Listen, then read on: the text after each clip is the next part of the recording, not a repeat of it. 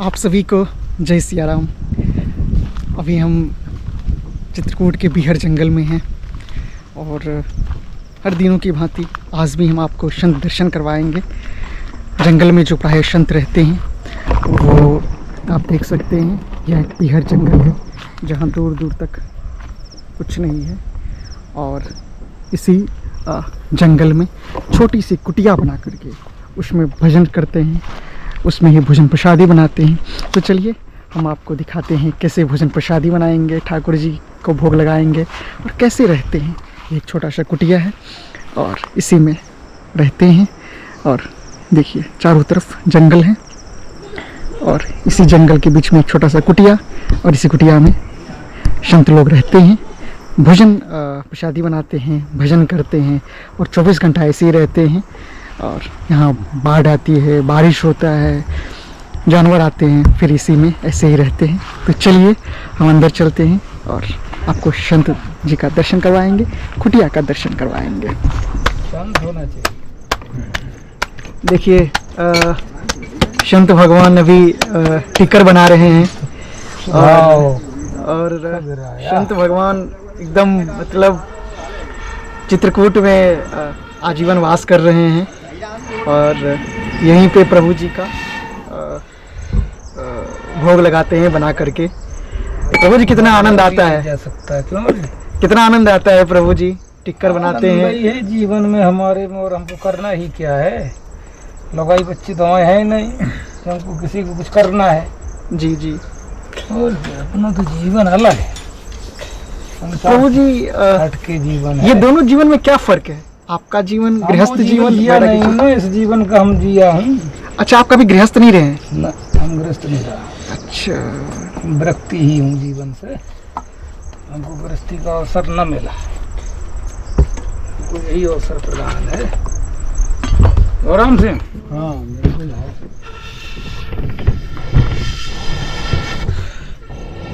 अच्छा प्रभु जी, फिर भी अध्यात्म के दृष्टिकोण से गृहस्थ जीवन और वैराग्य जीवन दोनों में क्या फर्क क्या है? अरे गृहस्थ जीवन भी बहुत बड़ा जीवन है, कोई छोटा मोटा जीवन नहीं है गृहस्थी। लेकिन परेशानी बहुत है प्रभु जी उसमें। परेशानी इसमें भी ही परेशानी है, अध्यात्म क्या परेशानी नहीं है? लेकिन इसमें कोई परेशान करने वाला तो नहीं होता है? अरे तो होते हैं। कैसे प्रभु जी इसमें? अरे यहाँ बानर ही परेशान करता है, बना देगा, तवा से ले जाएगा। लेकिन ये तो छोटी परेशानी हुई, लेकिन इंसानों की परेशानी तो इससे कई गुना परेशानी होती है, आपको जीने नहीं देते हैं। इंसान भी यहाँ आते हैं, उनकी बाबा कुछ बना है भोग प्रसाद, वो भी परेशान करता है, वो भी कदम बोल रहा कि कुछ मिल जाए। लेकिन प्रभु जी गृहस्थ जीवन इतना परेशान करता है, जो लाखों जेल भरा पड़ा हुआ है। तो विषय संसार की विषयों में आसक्त जब हो जाता है ना। जी जी, आसक्ति तो महात्मा होगा तो उसको भी आसक्ति होगी ना, तो भी उसी का जीवन है। सही मानो वो गृहस्थी हो चाहे विरक्ति हो, अगर जीवन उसका आसक्तियों से बंधा हुआ है तो उसको कष्ट झेलना पड़े। आसक्ति क्या होता है प्रभु जी? आसक्ति यही है, काम वासना और ये सब का नाम जीव, ये जो अपने परिवार घर, ये सब आसक्ति है ना। जी जी, जितना प्रेम आप अपने पुत्र से, आपकी नहीं मैं कह रहा, संसार की कह रहा हूँ। जी जी, जितना प्रेम हमको अपनी स्त्री और पुत्र से है जी, उतना प्रेम परमात्मा से हो जाएगा, वो संभव है, बिल्कुल मिल जाएगा। मिल जाएंगे प्रभु, बिल्कुल मिलने में कोई देर ही नहीं। लेकिन वो प्रेम प्रभु जी क्यों नहीं हो पाता है फिर? क्योंकि संत तो प्रेम चिल्ला चिल्ला के बोलते हैं। प्रेम कहीं उसमें डरारों में नहीं फर रहा है, पेड़ों में। जी जी, प्रेम की पराकाष्ठा बहुत बड़ी है। प्रेम कोई ऐसे थोड़ी हो जाता है, और प्रेम तो कई प्रकार है। स्वार्थ का भी प्रेम है, उसका काम निकल गया, वो आपका कोई कुछ नहीं, प्रेम प्रेम जानता है, निस्वार्थ, इसमें कोई किसी प्रकार का स्वार्थ ना छिपा हुआ। जैसे माँ जी, माँ का जो वात्सल्य प्रेम है ना, जी जी जी, उसमें कुछ नहीं छुपा है। जी जी, वो प्रेम जब मिल जाएगा ना माँ वाला, तो फिर तो क्या कहना, वही प्रेम ईश्वर के पास है। जो प्रेम माँ दे सकती है वो ईश्वर भी दे सकता है उसके पास।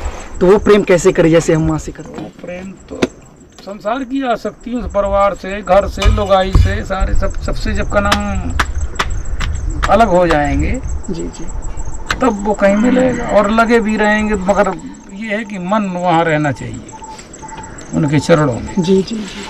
मगर मन क्या करेगा, मन तो यहाँ रहेगा ना, संसार में रहेगा, तो संसार के विषयों में विचरण करेगा। जी जी जी। मन जो होता है प्रभु जी, वो धार्मिक चीजों में कम जाता है, भगवानों में कम जाता है, और विषय में जाने से प्रसन्नता ज्यादा मिलती है। प्रसन्नता नहीं, वो कई जन्मों से करता आ रहा है। अच्छा, कोई नया कार्य थोड़ी है उसका। अच्छा, ये एक जन्म नहीं है। भूत भविष्य वर्तमान। अच्छा। पास्ट पर कौन सा चलता था, पास्ट फ्यूचर परफेक्ट कौन था? जी जी जी जी। हम present tense, past tense, future tense ये होता था पहले। काल, भूतकाल, भविष्य काल, वर्तमान काल। तो ये क्या है, साथ में रहते हैं। तो अध्यात्म में भी ये काल है। ही काल माने समय भी है। जी जी। काल माने समय, काल को समय कहते हैं। जी जी। और समय पूरा होने के बाद फिर वो तो अपना काम लगा देगा काल। संसार की सबसे पहला कारण, संसार के विषयों से जब भी तृप्ति हो जाए, जी जी, तब उसको पहली बार तृप्ति होगी नहीं ना संसार के विषयों से। एक बार होता है, फिर भोगने का मन करता है। मरणासन्न अवस्था तक जी जी, ये जीव कभी आकांक्षाओं से मुक्त नहीं हो पाता। इसके अंदर कुछ न कुछ आकांक्षा पड़ी रहती है। कंस की 2 पत्नियां थीं। कौन? 2। जरासंध की, उसकी, हाँ, जरासंध की वो थी पुत्रियां, और वो कंस की पत्नियां थीं। उनका नाम था, एक का नाम था अस्ति, एक का नाम था प्राप्ति। अस्ति माने है, प्राप्ति माने और। तो ये जब इनसे दूर हो जाएंगे ना हम, अस्ति और प्राप्ति से। कंस की पत्नियां नहीं, वो संसार की पत्नियां हैं। अस्ति और प्राप्ति सबके अंदर घुसा हुआ है। वो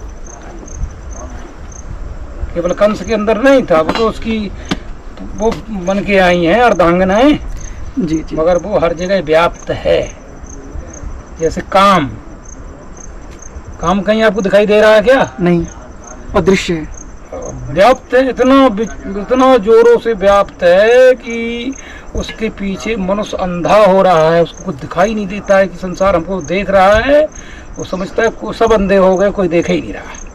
जी जी। इतना प्रकोप है काम का। जी जी।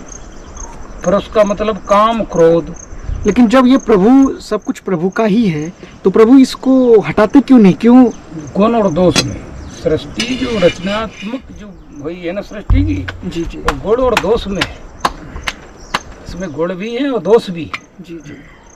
उसके लिए बनना पड़ेगा हंस। जी जी। हंस बनेगा तब वो दूध को अलग कर पाएगा, पानी को अलग करेगा। जी जी। तो ये संसार के जो विषय है ना, अध्यात्म में जाइए, जी जी। ये जो सांसारिक विषय हैं, ये क्या है? यही कर्म पानी है दूध के साथ। जी जी। जो ये कर्म, काम, क्रोध, लोभ, मोह, ईर्षा, अहंकार, आसक्ति, ये सब क्या है? पानी। और जब इसको आपके पास क्षमता कब बनेगी? जब श्री चरणों की कृपा होगी। इससे ऊपर उठे कैसे प्रभु जी?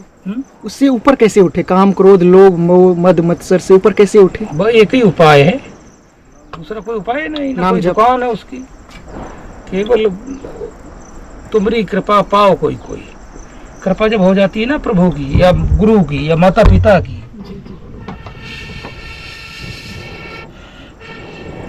देखिए प्रभु जी को टिक्कर बनाने में कितनी परेशानी हो रही है। माता पिता का आशीर्वाद जिसे प्राप्त हो जाता है, उसको किसी भी प्रकार की कृपा का सब दुर्लभ है उसके लिए। अच्छा, ये मतलब माता पिता का आशीर्वाद जिस पे रहा, उसके लिए फिर कोई चीज, उसको भगवत प्राप्ति कैसे होगा प्रभु? बिल्कुल हो जाएगी। भगवान भी उसकी मदद करता है। अच्छा, अगर वो भगवान का नाम ना ले तो भी? अगर उसके आचरण अच्छे हैं तो गीता भागवत भी नहीं पड़ेगा, तब भी उसका चलेगा। माता पिता का सेवा करे, आचरण होना चाहिए ना अच्छे। अच्छा, बड़े का सम्मान करना, अच्छा, ज्यादा बात नहीं करना, जितनी आवश्यकता। जैसे कहीं बैठ गए अपन लोग ना, कुछ ऐसे होते अपनी बात ही खत्म नहीं करते हैं। और तो क्या उस समाज में ज्यादा नहीं बोला जाता है। जहाँ जैसा समय होता है वैसे ही बोलना पड़ता है। और कुछ लोग अपनी ही खीर पकाते रहते हैं।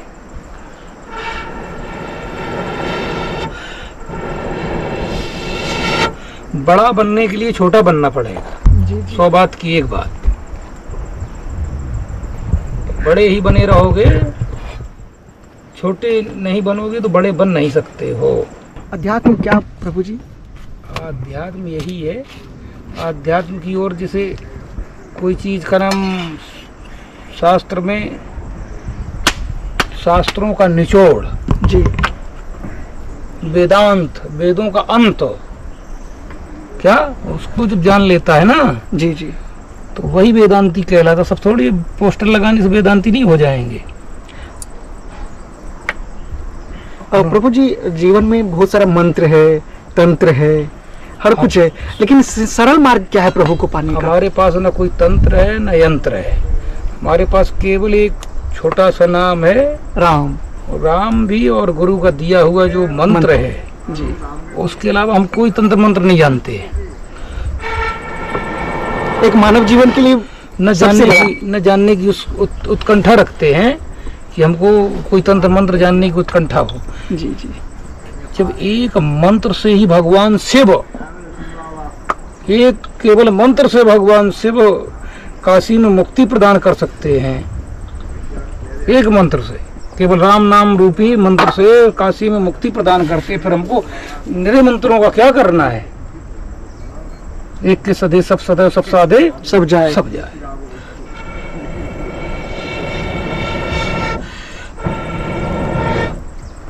राम जी की कृपा से एक मंत्र तो जप नहीं रहे हम लोग, एक मंत्र का तो हमसे जाप नहीं हो रहा है। बताइए पर हम इतने मंत्रों का क्या करेंगे? प्रभु जी पापों का प्रायश्चित कैसे करे तब? पापों का प्रायश्चित, पाप तो होता है, पाप तो प्रतिक्षण होता है, प्रतिक्षण होता है, तो प्रायश्चित हम कैसे करें फिर? प्रायश्चित भी करना पड़ता है। भगवान माफ कर सकते हैं? जघन्य अपराध जब बन जाता है ना, हाँ, जानते जघन्य अपराध? जघन्य अपराध क्या होता है? जघन्य अपराध ये होता है किसी का मर्डर कर दिया, किसी औरत लड़की को जबरदस्ती उसके साथ का नाम जबरन करना, ये जघन्य अपराधों में आते हैं।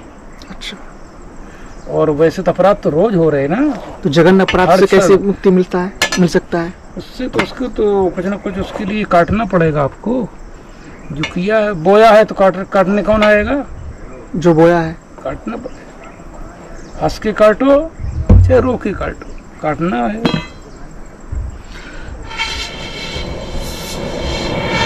इसीलिए हमारे भारत की सनातन परंपरा में जी जी इसका सब विधान है। जी जी, पहले हमारे महात्मा ऋषि मुनि हुआ करते थे, वो यज्ञों के द्वारा और मंत्रों के द्वारा, सबके द्वारा किया करते थे ना। जी जी, और विद्वान भी हुआ करते थे। और ये जैसे आध्यात्म शक्तियाँ, आध्यात्म शक्तियाँ जो होती थी वो अपने तपस्या से उनको प्रकट करते रहते थे। आध्यात्म तो उसमें राक्षस इसी बात से नफरत किया करते थे राक्षस जी, कि जितने संत महात्मा हैं या आध्यात्म शक्तियों के द्वारा हम लोगों को कमजोर कर देते हैं। और अथा इनकी ये जितनी भी वैदिक और धार्मिक और आध्यात्म शक्तियाँ, इनको नष्ट किया जाए। ये हमेशा राक्षसों का और दानवों का वो रहा, हमेशा कहा करते थे कि इनकी आध्यात्म शक्तियाँ कमजोर हो जाएंगी तो ये लोग अपन से फिर आकर के मिलेंगे, तब हम लोग जैसा करेंगे वैसा होगा। जी जी, तो मन चेती कभी किसी की हुई नहीं ना, तो जब वो चेतेगा जैसा चाहेगा ना राम जी, वैसे ही होता है। प्रभु जी उस समय भी जंगल में तपस्या करते थे शाम, और आज भी करते हैं। आज भी, लेकिन आज तो परेशानी नहीं हो रही उतना, आज कोई राक्षस नहीं आते हैं। राक्षस बहुत हैं। कैसे? अरे वो कितने मछली पकड़ रहे हैं गंगा जी में हमारे आंखों के सामने, कितने ताला तोड़ जाते हैं साधुओं का। ये राक्षस दूसरे प्रकृति के हो गए। पहले का राक्षस ये कार्य नहीं करता था जो आज की कर रहे हैं। पहले का क्या था, अपने से कमजोर से लड़ता भी नहीं था, बराबरी वाले से लड़ता था। वो आज की राक्षस क्या है, अपनी भारी से नहीं लड़ेगा, कमजोर से लड़ेगा। भारी से लड़ेगा तो वो उसका सब शरीर तोड़ देगा मार मार के। जी जी, और उस समय के राक्षसों में नीति हुआ करती थी। जैसे मेघनाथ जैसा जामवंत जी से कह रहा कि बूढ़ जान सट छोड़ा तो ही, कह रहा मैंने आपको बूढ़ा जान करके छोड़ दिया और मेरे से ही तुम अब दिखा रहा है पूरी का। तब जामवंत ने उसको घुमाया, फेंक दिया, लंका पे गिरा जा करके। जी प्रभु जी, जंगल में जीना कितना सहज है, तपस्या करना बहुत कठिन, बहुत कठिन। सहज नहीं, बहुत कठिन है। यहाँ का अब देखो जल, गंगा का जल में कितना जी जी पूरा मटियाला हो गया है। मटिया पानी मटमैला हो रहा है, उसको पीना है, उसी से सब यूज करना है। और कितनी नीचे जमीन में लेटते हैं, चीटा नहीं लेटने देता, चीटी है, फिर माछर है, फिर कुटकी है, कितने प्रकार सांप हैं, बड़े विषैले विषैले बिच्छू है, कितने प्रकार के संघर्षों से साधु यहाँ जंगल में रह रहा है। ये कोई मानेगा नहीं? ये प्रभु जी हम देखे यहाँ करके रहे भी हैं। फिर सही बात है प्रभु जी। तो इसी के लिए इसका नाम, ये यहाँ की जो जगह है इसका नाम, इसको टाटी घाट तपलोक के नाम से जाना जाता है। क्या कहते हैं? तपलोक। जी जी ये राम जी की कर्म भूमि है। जी जी जी। यहाँ भगवान ने स्वयं अपने बलकल वस्त्रों को उतार करके बलकल चीर पहने जी जी जी और वनवासी का जीवन जिया, बिना उसके चरण पादुकाओं के। भगवान नंगे रहे, डाब कुश क्या क्या नहीं होता, सब लगता रहा ना। तो त्याग, संसार में जीव को त्याग ही महान बना सकता है। और त्याग से भगवत शांति, भगवत प्राप्ति और शांति भी बहुत तत्काल प्राप्त होती है। बिल्कुल बिल्कुल बिल्कुल। त्याग से। लक्ष्मण जी से भी प्रश्न किया एक बार, सुमंत्र से कहा लक्ष्मण जी ने कि आप तो पिताजी के साथ रहते थे और आप सब जानते थे, जितना भी घटनाक्रम अयोध्या में हुआ है, होना था, वो आपको जानकारी थी। उन्होंने कहा तो फिर मैं क्या करूं? उन्होंने कहा आप चाहते तो ऐसा ना होता। उन्होंने कहा नहीं, आपके पिताश्री भी इस बात को जानते थे कि राम को वनवास होगा, सीता और इनका सारी चक्र घटना, जितने भी घटना चक्र है, सब राजा दशरथ को मालूम था, बताया लक्ष्मण जी को कर्म सुमंत्र ने। मगर उन्होंने अपने कर्म को और अपने त्याग को नहीं छोड़ा, अन्यथा अपना शरीर छोड़ दिया। सही बात है, यही धर्म होता है। क्या किया? अपना शरीर छोड़ दिया, मगर अपने शब्दों को, वाणी को और अपने रघुकुल की मर्यादा को नहीं छोड़ा। उन्होंने कहा, इसीलिए भगवान राम से भी कहने लगे लक्ष्मण जी कि आप साक्षात भगवान का अवतार हैं, माँ सीता लक्ष्मी का अवतार। उन्होंने कहा कोई बड़ी बात नहीं लक्ष्मण, उस पर मत जाइए, इस पे जाइए कि पिताजी अगर पहले से जानते हुए, कोई व्यक्ति पहले से ही जानता हो कि हम कल मर जाएंगे, तो फिर उसको मुक्ति न मिली, फिर किसको मिल सकती? देखिए संत भगवान का अब टिक्कर बन के तैयार हो गया, भोजन प्रसादी तैयार हो गया, अब भोग लगेगा। चलिए अब इस वीडियो को यहीं समाप्त करते हैं। मिलते हैं किसी अन्य वीडियो में, तब तक के लिए धन्यवाद। जय सिया राम। जय सिया।